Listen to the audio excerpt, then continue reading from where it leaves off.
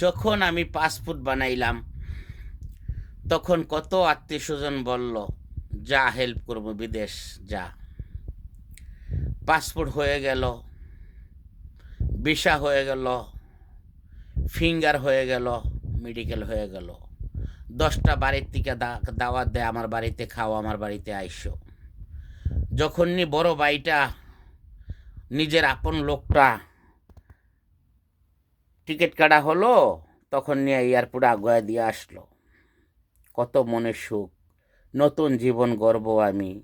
এই দুঃখ কার কাছে বলবো? শোনার মতন মানুষ নাই, আমি থাকি একা।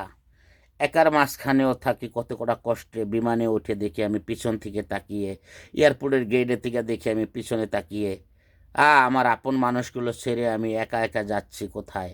মনটা আর মানে না প্রিয়, এই মন কি করে মানাই আমি? কার কাছে বলবো এই দুঃখ?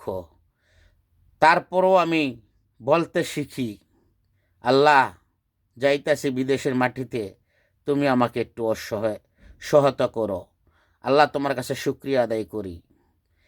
তারপরে যখন প্রবাসের মাটি থেকে আমি বাড়িতে 1 মাস 2 মাস ফোন করি, তখন মানুষে বলে বিদেশ গিয়ে বেঈমান হয়ে গেছে। এটাই বাস্তব, বিদেশ গিয়ে বেঈমান হয়ে যায়। একটা নতুন মানুষের যে কত কষ্ট থাকে কেউ জানে না।